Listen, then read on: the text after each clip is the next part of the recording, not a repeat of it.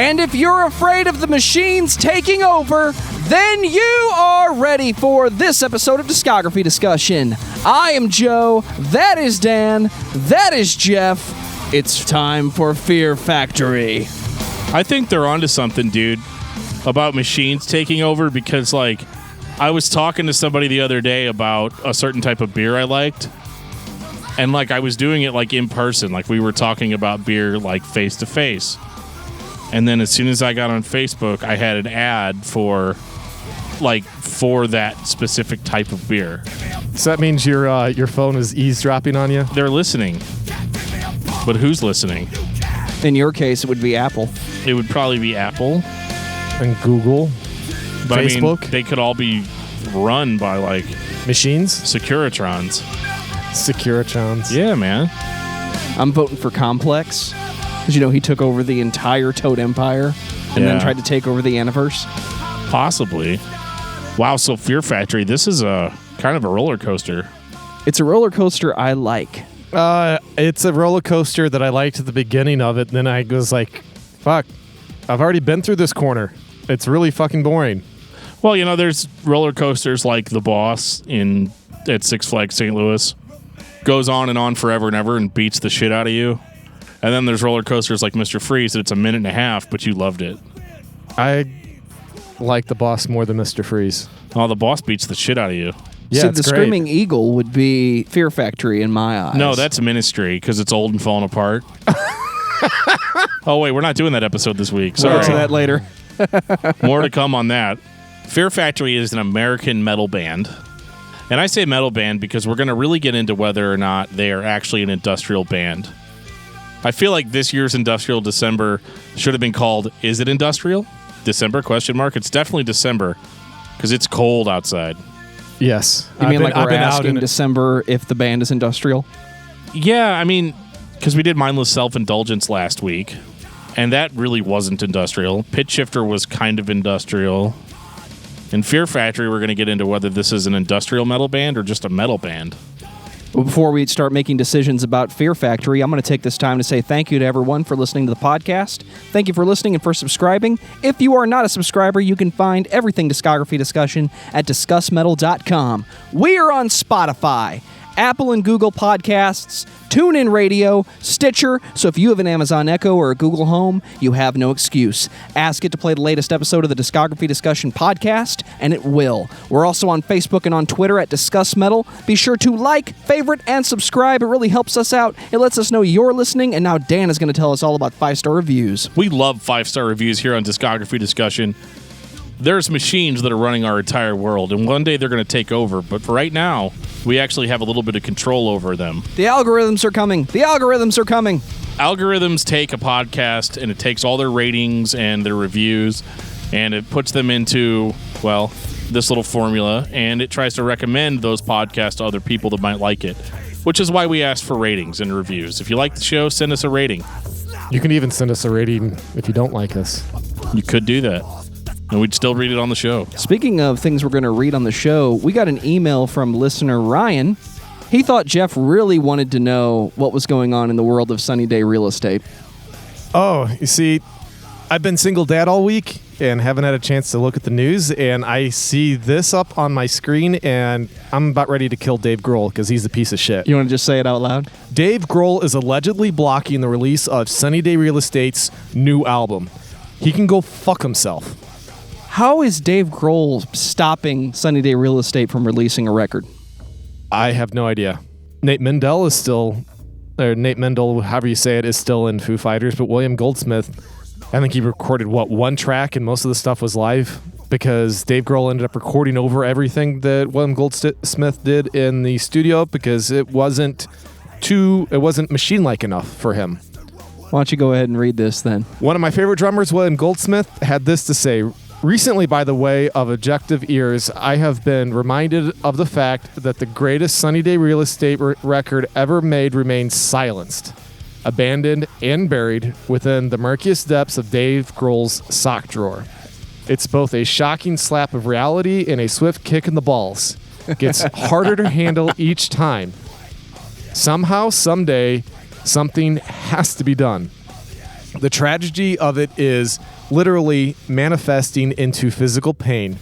It honestly feels like someone has taken a part of me as a human being and locked it in a closet.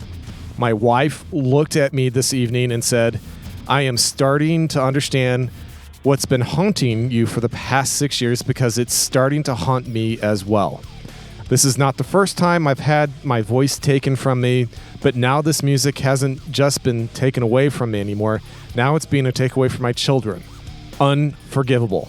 I don't know what Dave Grohl's thing is against William Goldsmith. I mean, he's even said in multiple interviews that he feels really shitty about what he did. Dave Grohl, as much as people love him and say how great he is, doesn't have a sack on him at all to apologize and say I'm sorry and water under the bridge. He can't do it, and he said he can't do it for whatever reason. He just feels too guilty to broach the subject, which just pisses me off. AC tweeted at us a potentially finished Sunny Day Real Estate album that can't be listened to. How is Geoff taking the news? Should we put him on a homicide watch? I'm going to say yes. Especially after my previous statement. To be continued. I wouldn't say anymore for fear of, the people listening. You don't want the YouTube censor to wake up, do you?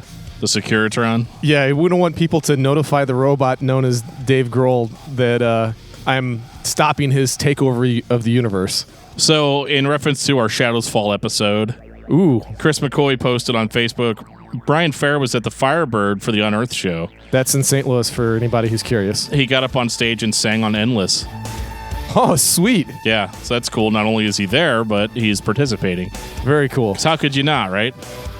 And then in reference to our Pitch Shifter episode that we just posted last week, Mike Newton says, pretty excited for this episode. I got into Pitch Shifter after hearing them on an Ozfest live album during their as close to new metal as they could get phase. I liked it and dug deeper to find their old stuff very satisfying when in a doomy mood.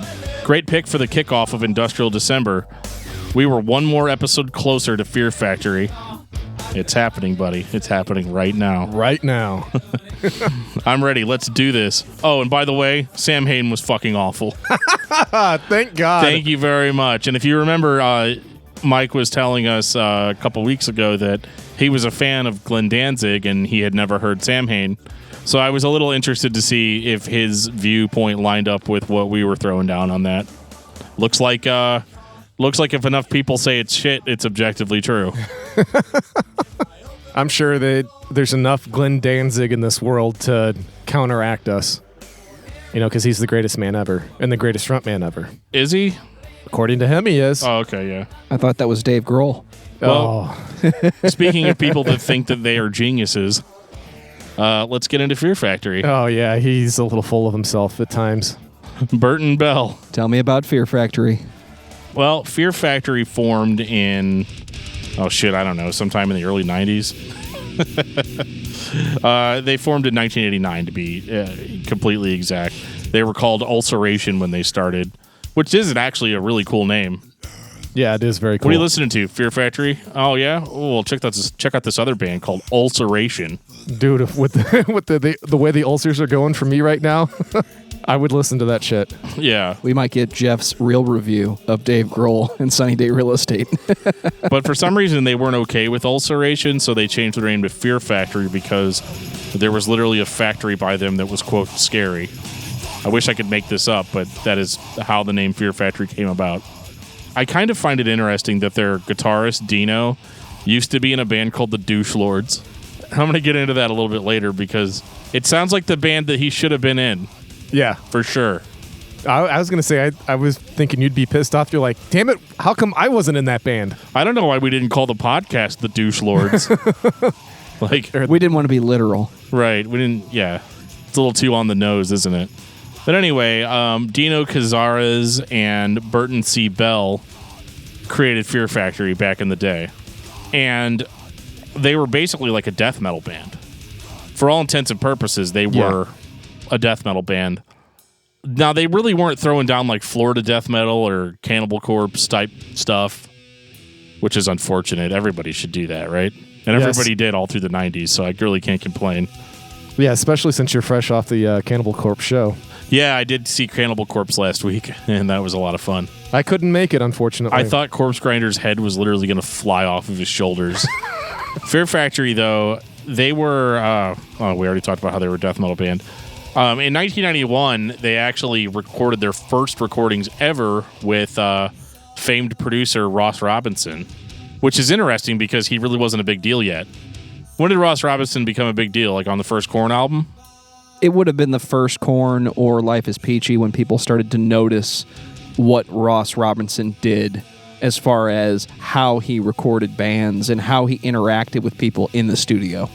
Yeah, I mean, and this was like basically fresh off the street. They sat down with him and they recorded basically an entire album worth of material, but didn't use it for some reason. And I'm not really sure what the story was behind that, but I do know that Ross actually kept the recordings and used those as his resume.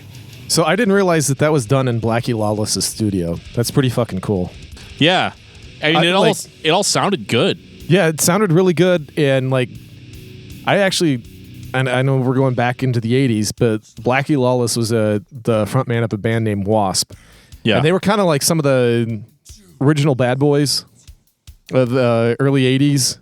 So it was very, it's kind of cool to find that out because I actually always liked Blackie because I just liked his fuck you kind of attitude that he had going for him. So, and that, I guess that was the only other thing that that Ross Robinson did before the Korn album, you know, that was of note, was that he was an engineer on one of the Wasp albums. That's interesting. Yeah, I didn't know that. Yeah, and that's it.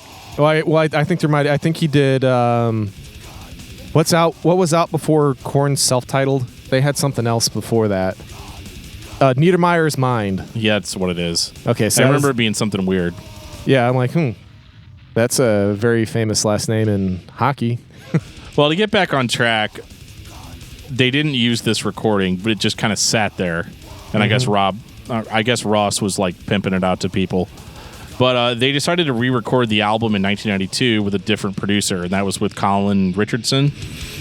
And the album they ended up producing had a lot of the same songs on it, but that's what would go on to become Soul of a New Machine. So like right out of the gate, we're talking about machines and souls and this weird mixture of man and machine, which is what this album basically sounds like. It sounds like a death metal band.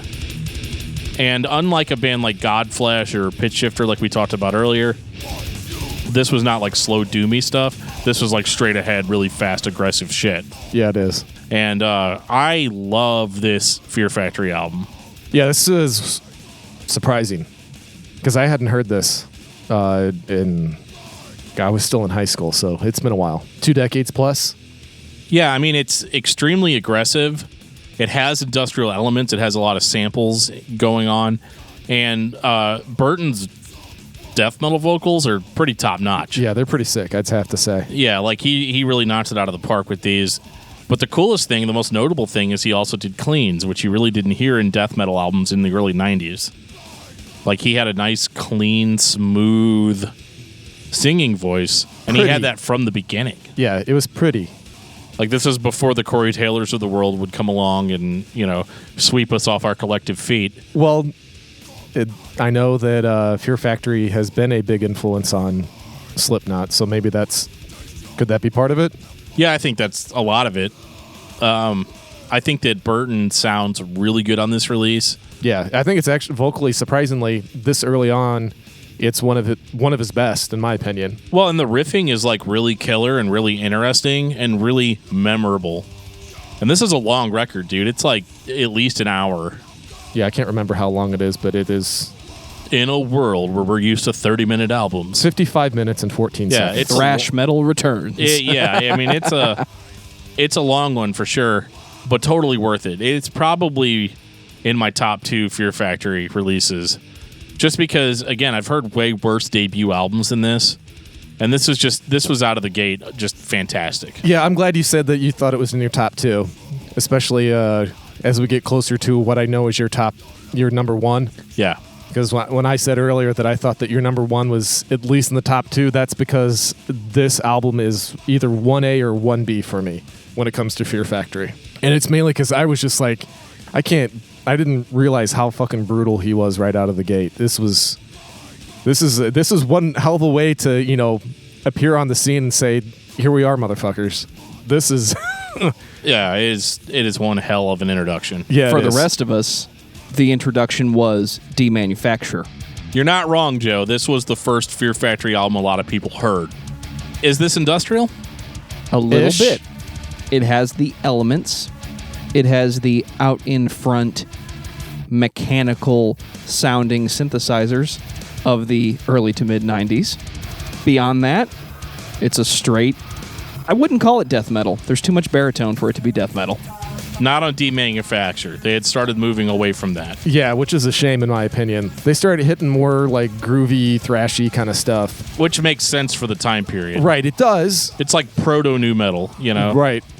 It's a lot more extreme than that, though, and that's actually something I like about Demanufacture, is that it still sounds modern, I think. Like, I think almost if you stripped all of the industrial elements away and just presented it as a metal album to somebody now, I think it would fit in pretty well with most modern music, which is interesting because as we get later on into their discography, we're going to talk about them doing that exact thing. But Demanufacture, I think, is still one motherfucker of an album. It's not my favorite because as much as I like it, I don't find it to be overtly memorable. Right, it's just one of those things where it's good but not great. Like we said, it's roadkill. It's middle of the road. Well, no, this one's probably above middle of the road. This is closer to the other side of the road for sure because this is when they're still a very energetic and new band and have shit to say about robots. So you're just saying like the back legs got hit by the tires instead of the whole fucking body? Maybe. One of the things that was interesting about Demanufacture is there's basically two versions of it. There's Demanufacture and then there's Remanufacture, which is Demanufacture remixed.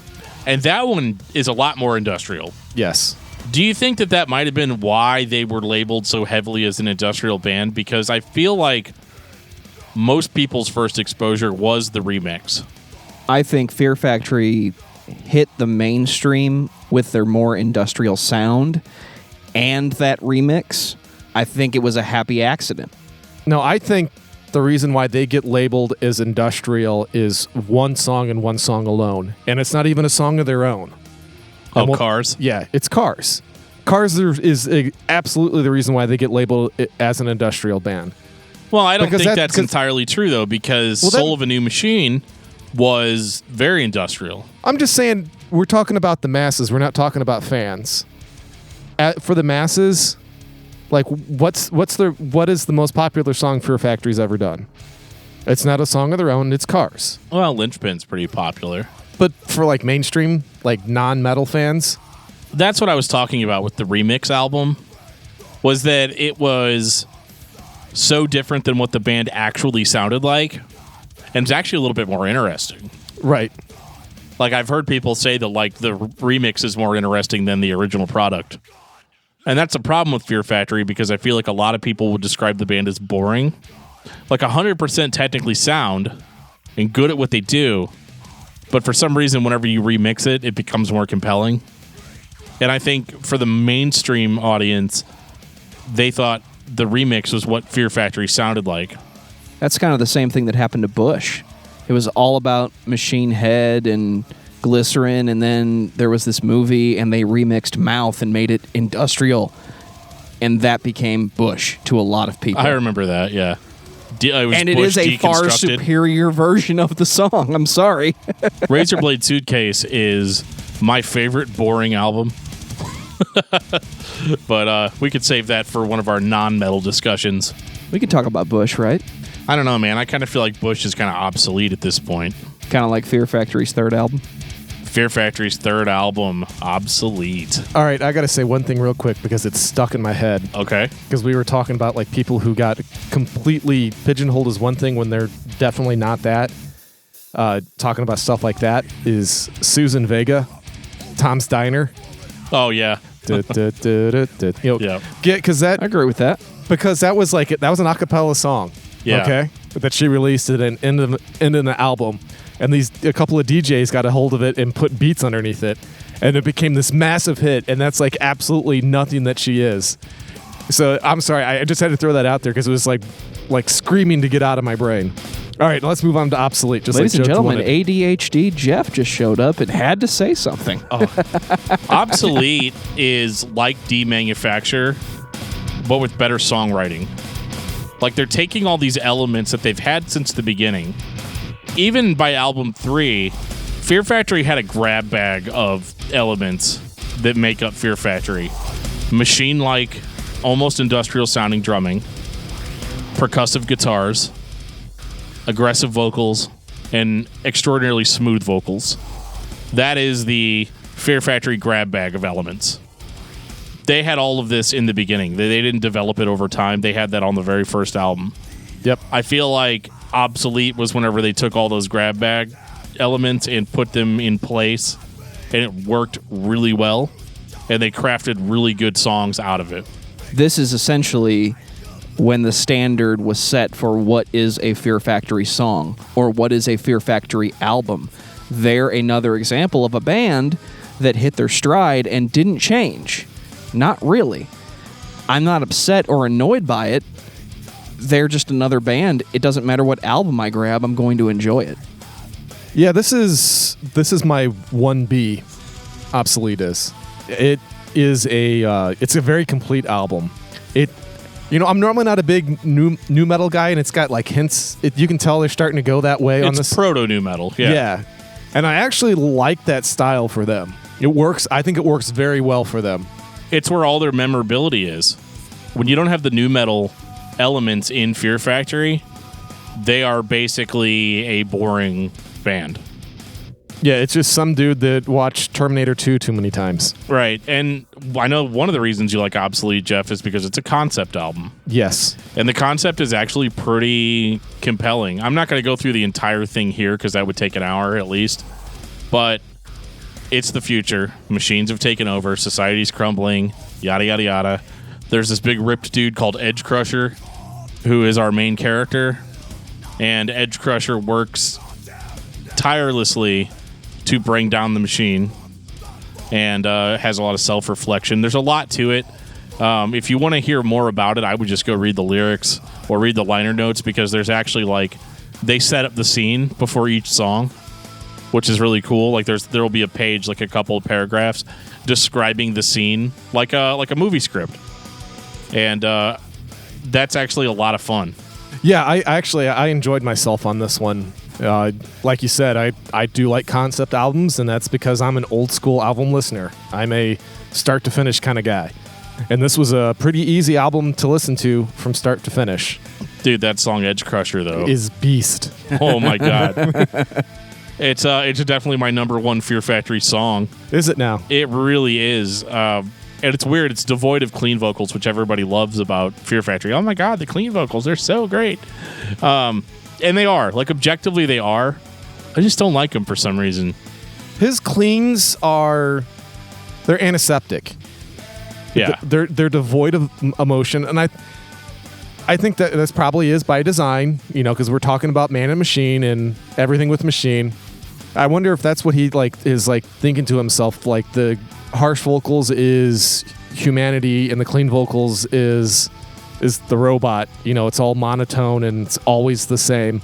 It's possible, but his screams are oftentimes monotone and exactly the same. Yeah, but at least I can still grasp a little emotion out of a scream as compared to a monotone singing voice. Yeah, I mean, it definitely punches through the emotion, but I think that Burton is just really dedicated to the concept. Right. And so I would believe that it was an intentional choice to sound that way. Yeah, I do, and I just wish it wasn't.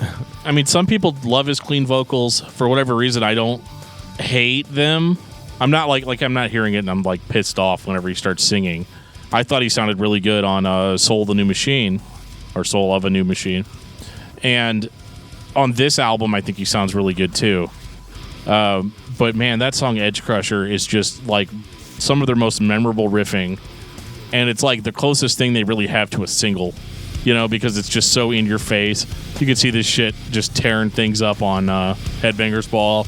Yeah. It would be the song that you blast in the car. I don't think it was ever released as a single, though. There was multiple singles on this album released, and I don't think this was one of them, though.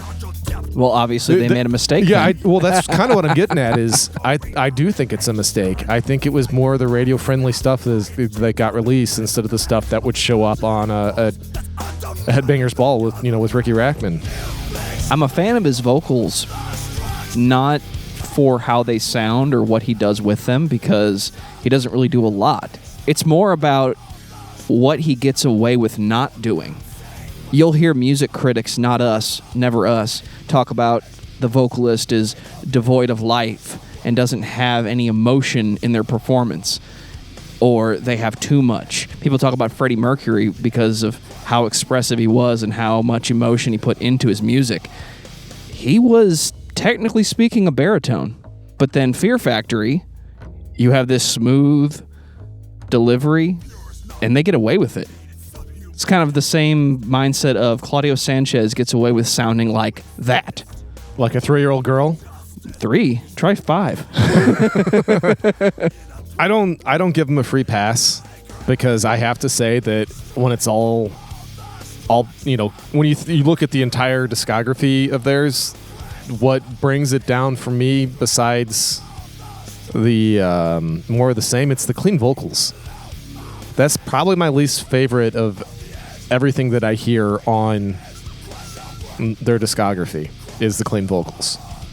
I don't know, maybe I'm in the minority on that, but that's my least favorite part. It's probably my least favorite part, too.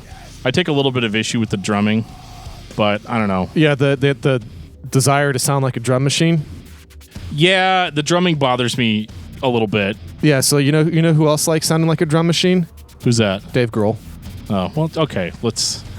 He's one of the most expressive drum machines of all time. I don't know what you're talking about. You have an album like Obsolete, and you're like, how do we follow that? Dan wants to go to Digimortal now. Because Obsolete was a huge album for them, although sadly, it was only really popular because of the cover of Cars. Like, they really didn't get popular at this stage in their career on their own laurels. It was because they recorded a modern version of a new wave song. Which was a great I don't know cover, that to be true, but I believe you. Yeah, this was basically their biggest single. Was Cars. Yeah, because it got tons of radio play even on like pop stations. It's kind of unfortunate, though, because for a huge concept album like this, that like took itself so damn seriously, for you to have... Yeah, like it's so weird hearing Cars at the end of Obsolete. It's a great cover, but it just doesn't belong where it is. It belongs as a single and not on any of their albums because it doesn't really sound like anything else they've done. But how do they follow this? With another concept album? Well, I don't know if Digimortal was a concept album. People say Demanufacture was a concept album, but it wasn't like Obsolete was. Because there's a lot of people that say that like it's a trilogy, because everybody's like so fucking obsessed with trilogies. They say Demanufacture's the first one, Obsolete's the second one, and Digimortal's the third one, but Return of the Jedi, this is not. I think Digimortal, they're like, okay, guys, you guys brought that grab bag with you, didn't you? Absolutely. I got some clean vocals. I got some sick drumming. I got some awesome riffs. We got some new metal-ish feel coming on. We've got some weird rapping going on here. Yeah, we even got Be Real is on one of the tracks. Yeah. So if you're a Cypress Hill fan, you're in business. It's actually pretty badass because Burton gets out there and raps too. Yeah. Which is thankfully something he never did on his own. He was just in the spirit of the song. Like, I get that. He's in the studio and he's feeling it. Yeah. And it works. Right. As well as it can work. I mean, if you're somebody that just fucking hates nu metal, I mean, you checked out after Soul of a New Machine, you know.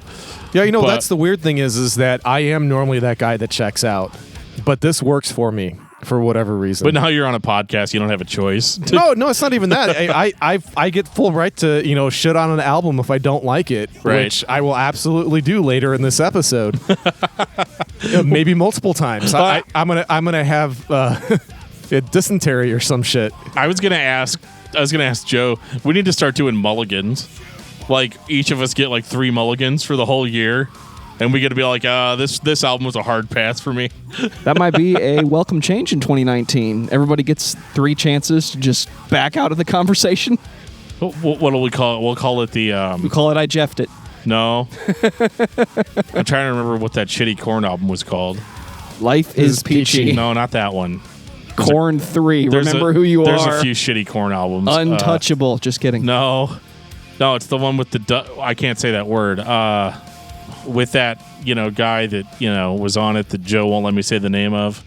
What was that album called? We just go through every fucking Korn album. The Path of Totality. Oh, fuck you. I like that one. We'll call it I'm taking the Path of Totality on this one. Yeah, we'll call it the Totality Principle or something like. To be continued. Give it an actual name, yeah. So watch out for that next year. Instead of the Path of the Exile, it's the Path of Totality. Well, luckily, I'm totally skipping this one. Luckily, we're not there on Fear Factory yet. Yeah, I think Dan would never take the Path of Totality or the Mulligan or whatever you want to call it. He's too excited to shit on albums he hates. Yeah, that is part of the pleasure of doing the podcast. However, Digimortal is like a attempt to recreate what they created on Obsolete. And I think for the most part, it succeeds. This one's a little bit poppier. If you can call a band like this poppy, it's a little bit more hooky. Like, I feel like on Obsolete, they were just trying to make the best album they could make. On this album, I feel like they were trying to fish for singles. Oh, yeah. There's definitely a fish for singles. The clean vocals on this one are actually not quite as monotone as well. And I think that's partly because I think they're, like you said, they're trying to find something with a hook. They're trying to get something that's going to be on the radio, and they succeeded. Because outside of Cars, what's their most popular song? Linchpin. Linchpin, yeah. And that's on this album. Is Fear Factory a nu metal band masquerading as a heavy metal band?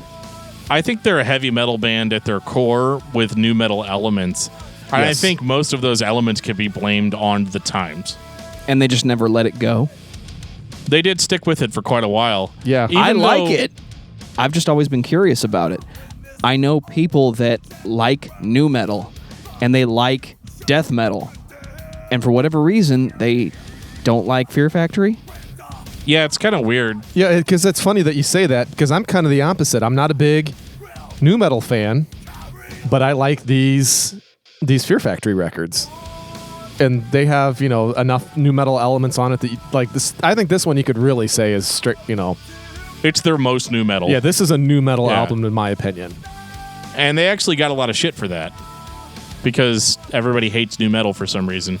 Well, not anymore. It's starting to come back, so hopefully people will look at this with new eyes and listen to it with fresh ears. Yeah, I mean, back then, though, it would have been considered a bad thing. Yeah. Well, it was 2001? And it was still... I thought this one was 99. Was it 99? Was it that early? People can't be shitting on it that early. Digimortal was 2001. Yeah, it was 2001. Yeah. Point Geoff. Yeah, so people shouldn't have been shitting on this because this was right in the heyday. Yeah. I mean, you're right. It just... People shit on it because I feel like people were really into nu metal in like from like 99 to 2000 through 2000. But by 2001, I feel like that's when nu metal kind of started to go away. Well, that's whenever you stopped listening to it and the mainstream did. Right. And so I guess dudes like me were like, what the fuck is this Fear Factory album? Well, but I think that's kind of what you're getting at. I think it was the sellout persona that people felt. Right, and back then... they're like, dude, you're fucking like demanufacture Soul of a New Machine, and you put this shitty Digimortals. We decided to let Obsolete go because, Edgecrusher was a pretty cool song.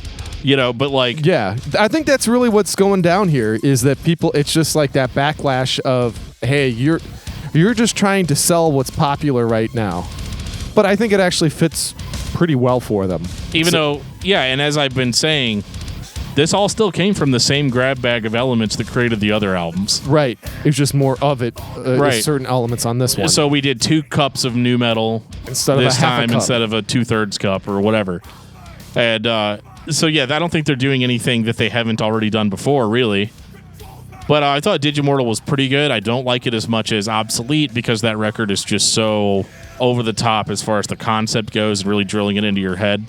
Its Set is my third favorite album, surprisingly. Which normally, because if you listen to any of the other episodes, I tend to shit on nu metal stuff an awful lot outside of Flaw. Do we need to talk about Concrete, or can we skip that one? Well, Concrete is worth mentioning at least. So, you remember how earlier I was talking about Ross Robinson and all that recording stuff, all those recordings he had of early Fear Factory material? That's Concrete. See, after Digimortal didn't do very well, Fear Factory broke up. Hey, Ross, you still got those recordings? Oh, yeah. And I need to buy a new boat. Or he probably needed to buy, like, new mics and shit for his studio or something. Right. So they release the original recordings as a quote-unquote new album called Concrete. Definitely not new. If you listen to it, you're like, yeah, this is definitely old fucking Fear Factory. It's not necessarily bad, though. It is the most fucking death metal stuff they've ever done. Right. Which is not a bad thing. They were pretty much a pure death metal band at that point with some industrial elements thrown in. And a lot of the songs actually became Soul of a New Machine. Yes, they did. It's okay. It's not, I don't consider it an official Fear Factory release, but it's a cool curiosity. This is the band we could have gotten if they wanted to just go straight doom and gloom death metal. Absolutely. And it's cool. I mean, I think some of the stuff on Concrete's pretty cool. I think it's pretty solid. So this is what would have been like if they would have stayed as Ulceration or some shit. Yeah, these are like straight up Ulceration tracks. Like, for sure. They didn't stay broke up, though. Well, it's not really that they stayed broke up. It's just that somebody likes to stay in the band and change out all the other band members continuously at this point forward. Right. Basically, what happened is Fear Factory returned with, I think it was, without Dino. And they said Dino, because like when they broke up, Dino was like, well, it's Burton's fault, and it's those other two guys' fault. And they're like, no, dude, it was all fucking Dino. That guy's a piece of shit. It was like that, sort of heavily paraphrased. And he's going on and on about how Fear Factory could continue without them. And they're like, fuck you. Fear Factory continued without him. Yep. And they put out an album called Archetype. Fear Factory became the Archetype. Oh, my God. Oh, wow. Shout out to Jason Wisdom. I think that Archetype sounds like Demanufacture. Am I wrong in thinking that? It's not catchy enough to sound like no, it's obsolete. It's not as good as Demanufacture. No, not even close. But I could see where they were going, because some of the reasons why they broke up is because people kept criticizing them for being nu metal, to the point where the band started being like, it's too nu metal, we got to move away from that. And I feel like they did on Archetype, but like I was saying earlier, it is kind of a boring experience, because when you're this many albums in, the grab bag starts getting a little old. It's like, dude, pour that thing out on the floor. What else we got in here? Yeah, that's exactly it. You're going into the same bag of tricks over and over again. It's no longer a bag of tricks. It's a bag of shit, because we're all bored. Well maybe let me take I'm that definitely back. not bored. Yeah, not everybody's going to be bored, but I was. It's like a mechanic spent thousands of dollars, bought the tool chest, filled it up with wrenches and sockets. He bought a brand new jack stand. He's ready to change all the tires and change his oil. Still reaches for the same Phillips head screwdriver his dad used when he was a kid. There's some bands that, yes, I get the warm and fuzzy because of that, but this is not one of them. There's no sentimental attachment to Fear Factory.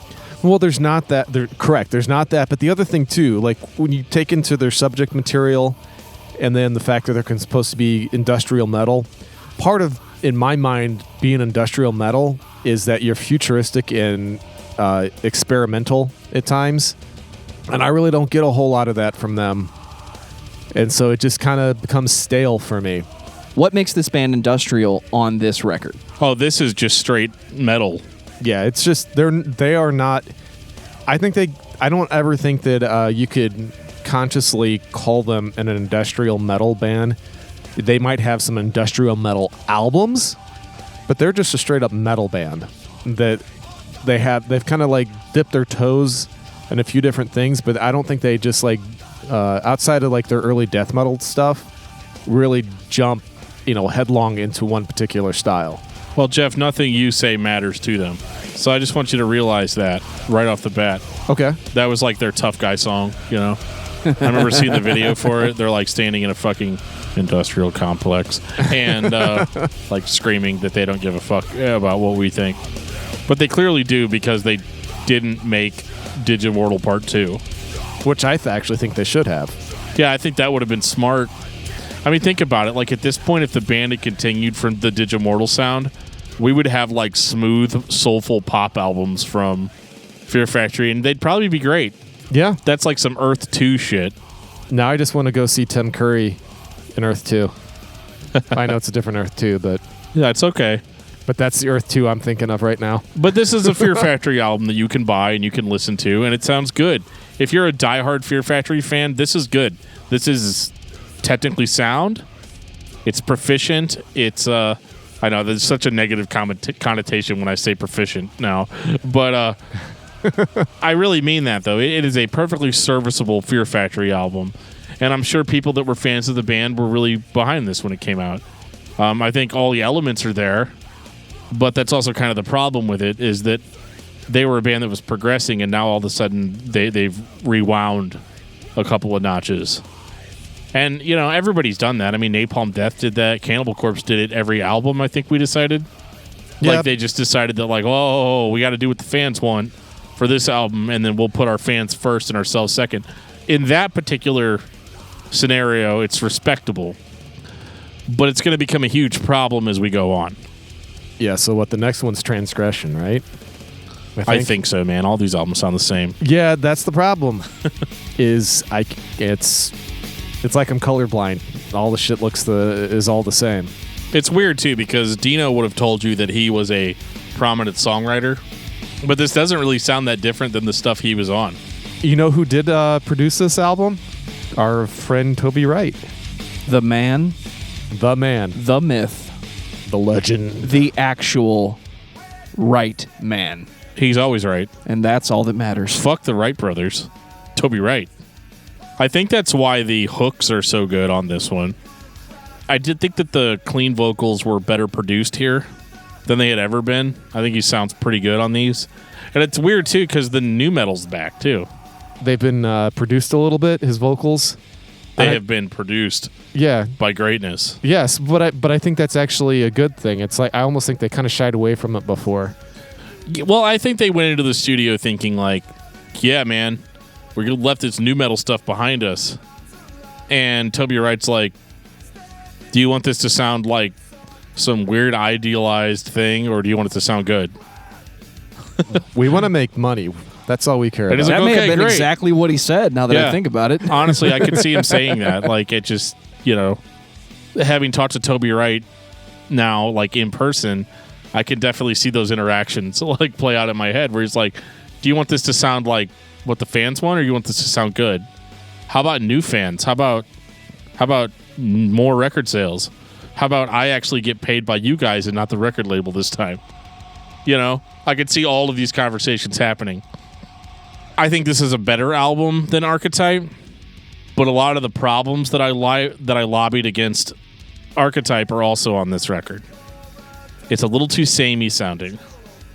Yeah, that's what it's the whole playing it safe that we talk about.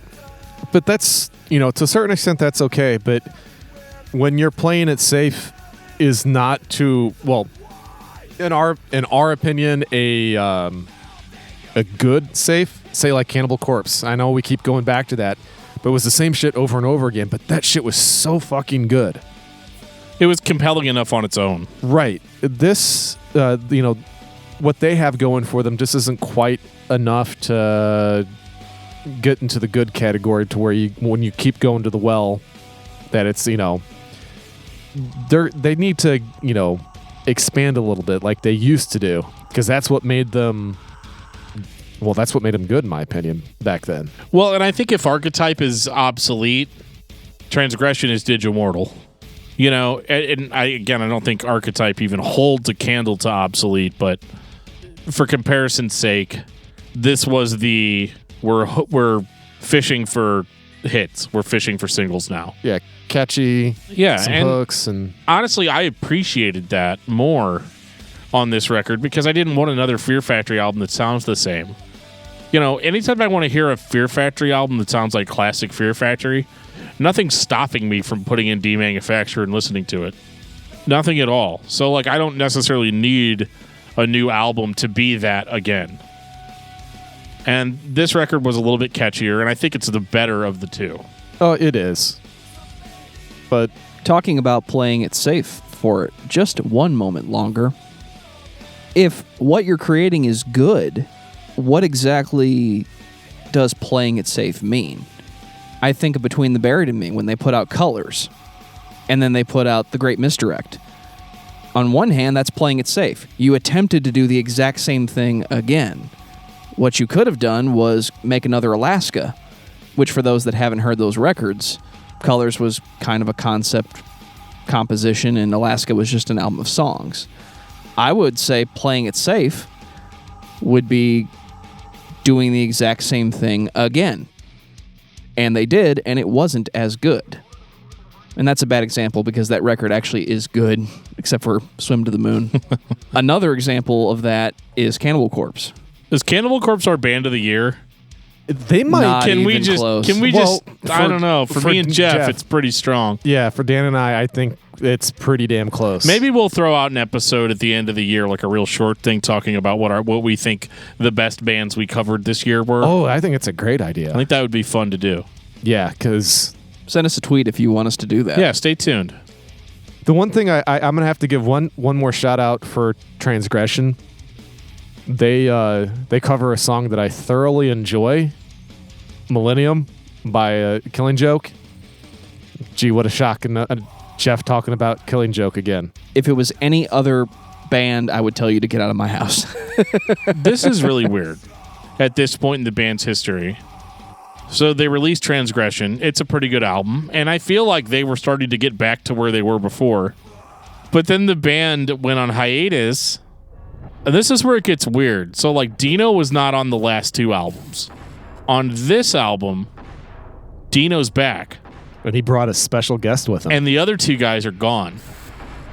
However, they claim we were never kicked out of Fear Factory. We're still that band. But Burton has now formed a new band with Gene Hoglan, apparently, and Dino, and they're calling that band Fear Factory. What the fuck, guys? Like, it did not go over well. And this is one of those situations where I'm like, is Burton like an actual psychopath? Because he's the common element throughout all of this. So there's the original band, and then they break up. And then he's like, fuck Dino. Dino's a piece of shit. I hate his guts. You guys want to keep doing Fear Factory without him? They're like, fuck yeah, we do. They put out 2 albums with that lineup. And then he's like, hey, Dino, you know those other guys? Yeah, fuck them. And, you know, I got Gene Hoglan's number. So, like, we need to get together and record some, like, actual Fear Factory shit. I mean, I'm not talking about that other shit that I was on. I mean, that was miserable, man. I'm having a haste the day moment where I'm asking myself, can there be 2 Fear Factories? And is that a bad thing? The difference between Haste the Day and Fear Factory, well, first of all, there's thousands of differences. But the biggest Not difference, just cosmetic. the biggest difference is that there's no change that's really noticeable here. Right. It's like they're swapping band members in and out. It still sounds like the same band, and the common element is Burton C. Bell, self-proclaimed genius. Yeah, he's the driving force. He's a megalomaniac. I think that's what he is. And I was like, how does he get these guys on board? Like, he doesn't talk to somebody for 2 years, then he's like, let's get back into fucking Fear Factory.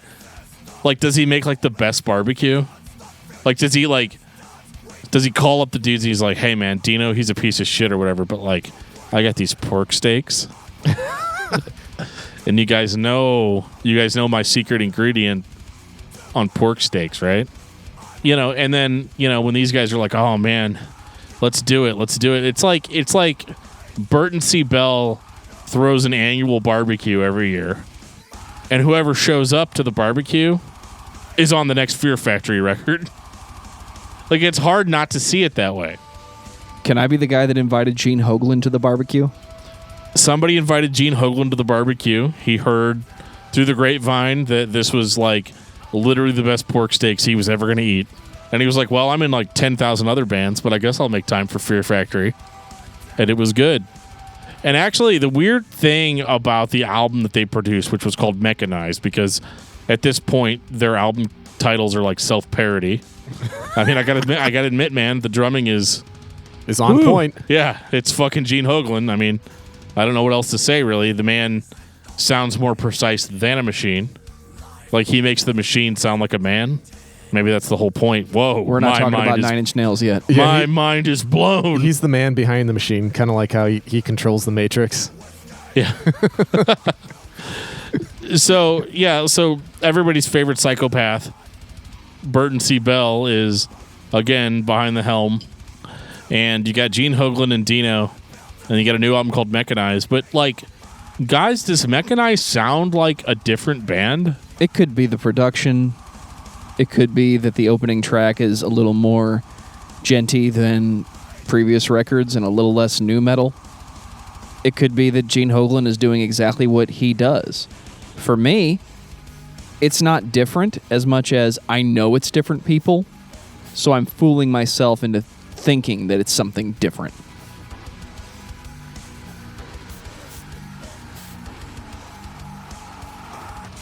It's not really, though. It sounds more modern, but, like, that's to be expected. Right. But, I mean, overall, this just sounds like the same old shit. Like, when Burton says Fear Factory's a business and I'm just restructuring, what an asshole thing to say. Yeah, but it's... When you're talking about actual human people, but we all know that guy's got a huge heart-on for robots, so... Yeah. You cannot call them members. You have to call them Okay, we don't need nameless fucking souls. Tobias Forge on here. We'll see you in court, asshole. It just sounds like a continuation. It sounds like more Fear Factory. Yeah.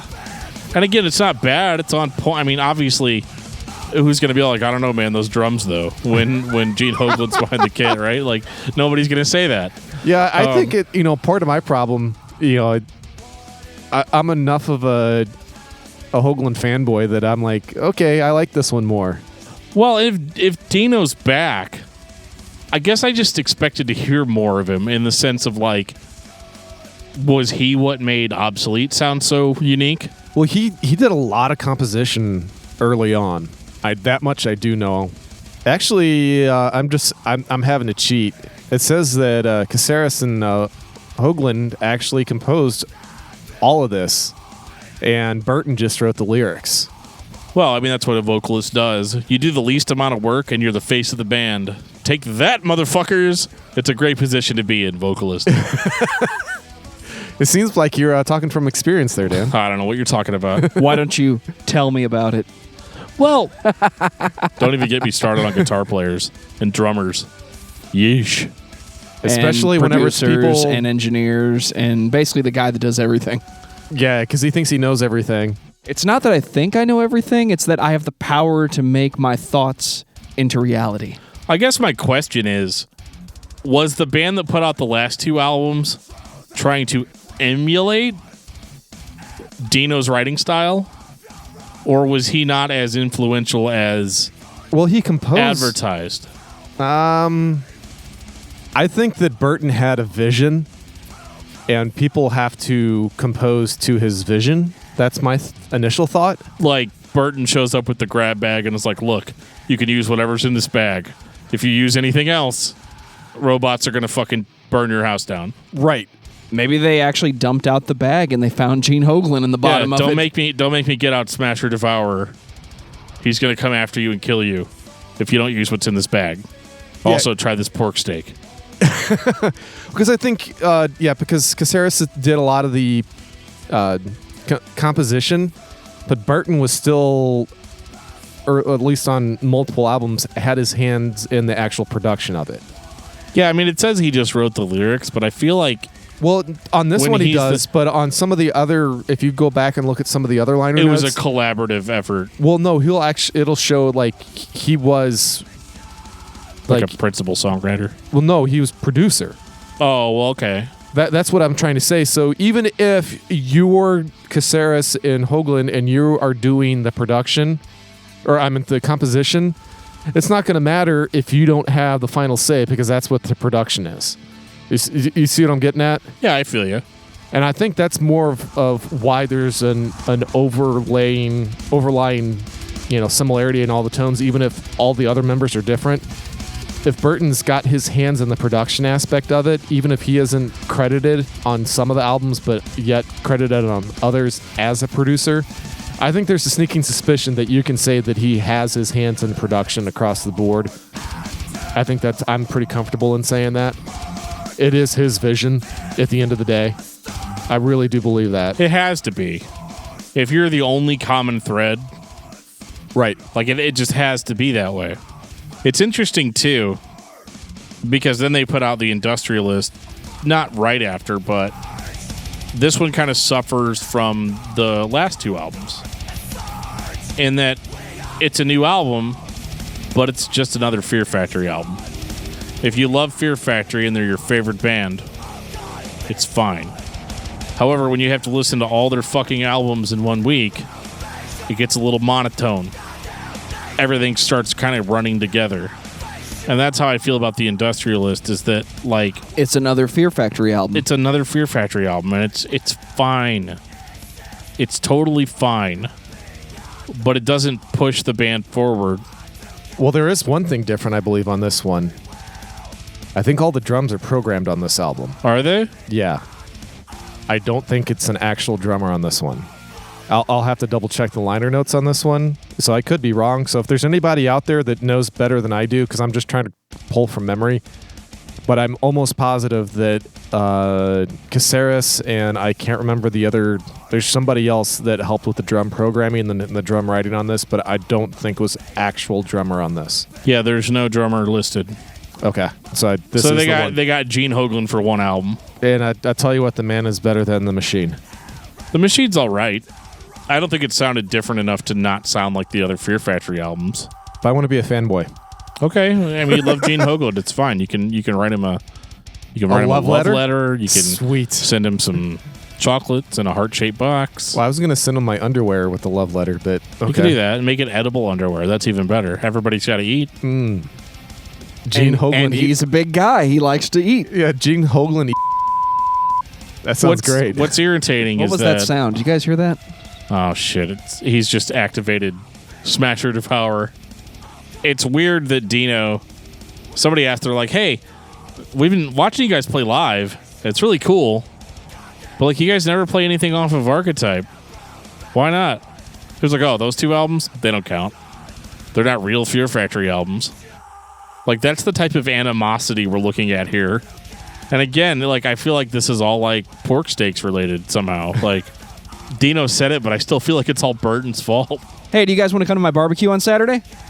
I mean, I don't know. Not really, man. I don't really want to talk to you. Tim's cooking. Oh. I mean, I might check it out. The Industrialist was a record that you could buy by Fear Factory. And it has songs on it that sound like Fear Factory songs. And that's about it. And there's nothing really to be excited about it. It's just an album that, again, is called The Industrialist, and they program the drums because this band really wants you to think that they're an industrial band. I don't hear it. Well, I got something I didn't know. No? Because I haven't listened to the deluxe edition. Describe your ignorance to us in detail. They have a pitch shifter cover on it. Oh, I didn't know that. I didn't know that either. Landfill. Interesting. Yes. No, that was the first track off of Industrial by Pitch Shifter. Yep. And this is the Industrialist. It's funny, too, because at the end of the second Pitch Shifter album is them doing Landfill again. It's the hidden track. It's so funny. But now it's time to go on to Genexus. It kind of started scratching that itch again for me. It started differently than the others did. That's probably what it is. It gave Geoff the false hope that this one was going to be melodic, and it wasn't. It's a melodic in places. I mean, that's Fear Factory for you.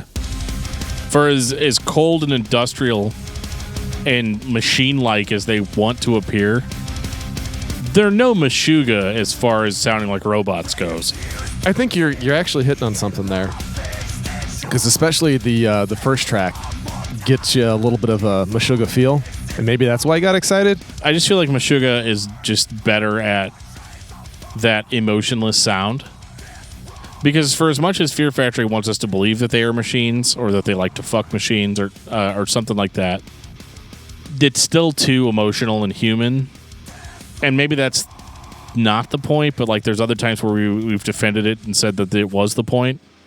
So I'm kind of confused, like thematically, where Fear Factory wants to be, because what they say doesn't match up to what we actually get. I see. That's the problem with this particular album. I can't really give you a definitive reason on why I like it more than some of the others. I can't. But it struck me differently for whatever reason. It's different songs.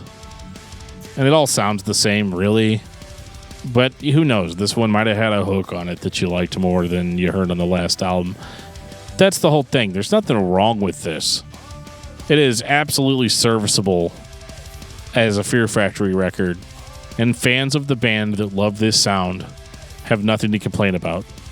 And it sounds like we're shitting on Fear Factory, and we're really not. It's just that when you listen to all their albums in 1 week, it all starts to sound the same. Doesn't mean it's bad, but it's not particularly memorable either. Yeah, I think that pretty much covers it. Yeah, I mean, there's not much else to say. I mean, especially since I can't actually put into words on why I like this one better. If I had a definitive reason, you sure as hell would be hearing it from me. That's weird. You just got a letter from Burton C. Bell. Something about pork steaks. Is Yes! that why you like this new album more than the other ones? Fuck, man, I love my pork. Yeah. It's that special sauce he puts on them. The Burton sauce. Final thoughts on Fear Factory. Geoff. They're a band, especially for Burton, that thinks they're better than they really are. Because they are just, they're good, but they're not great. But he thinks they're the best fucking band that's ever existed. And they started out great. I wish they had more of their death metal roots, kept with them as time went on, because that was by far the best version of Fear Factory. But we'll see what we get. These guys are what? I think Burton's in his 50s now. Maybe even close to 60 now. By now, I have no idea. But I know I'm almost positive he's in his 50s. So I don't know how much more he has to give. And if he doesn't have any more, I'm actually not going to be heartbroken about it. Dan, what about you? I think Fear Factory is a cool band that talks about a lot of cool sci-fi shit. I think they have a weird dichotomy of sounding like a tough guy band, but then when you actually look at what they're saying, it's like some of the geekiest subject matter that you could come up with. And I think that's okay. I don't think they're a particularly innovative band.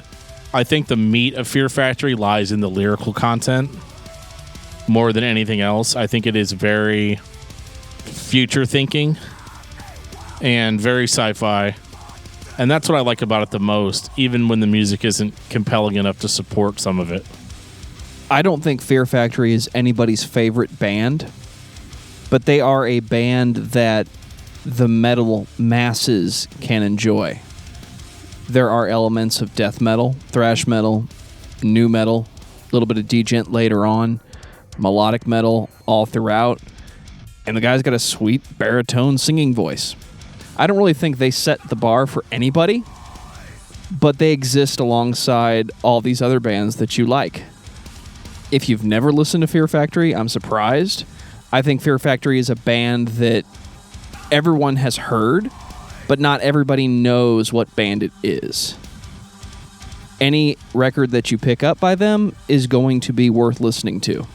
So, in that way, you really can't go wrong with Fear Factory. Geoff, what's your album of the week? Oh, since I had to read that wonderful headline, How It Feels to Be Something On by Sunny Day Real Estate. Dan, what about you?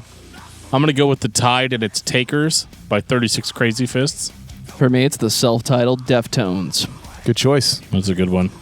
I had to find my quiet place this week. I had to find my center. I had to tell everybody else to fuck off. It's not a very quiet So I just album. put Deftones on and nobody talked to me. I'm not really sure why that is. I don't know. I heard Quiet Place and I went straight to In Flames. Right. That's a great movie, by the way. Quiet Place. I haven't seen it. All I can think about is, please, I'm a little bitch. God, I actually like that album, so fuck you. I'm the monster. Take off that go away. Whatever they think you are right. It's Jonathan Davis getting stabbed with a hot poker. I thought that was edema. Yeah, speaking of In Flames, we had that whole tease of like, oh, is it going to be like Old In Flames again? In my defense, I didn't believe it for a second. You were like trying to... I know. I was like, like, oh God, please let it be back. And then like Dan pulls up this article. Nope. We're still a bunch of little bitches playing shitty music. For don't your worry, 14-year-old you daughter. won't buy this album, but your 14-year-old daughter will. Yep, that's pretty much it. Oh my God, Mom. Have you heard this new death metal album? Oh my God. And on that note, this has been episode 95 of Discography Discussion. Thank you for listening. You can like us on Facebook and follow us on Twitter at discussmetal. Subscribe to our podcast everywhere you listen to podcasts, including Google Play, iTunes, and Stitcher. Visit discussmetal.com for all things discography discussion, and please send questions and comments to danandjoeshow@gmail.com. If you are not a patron, you can become one at patreon.com/discussmetal. We have some sweet perks. Give me your money.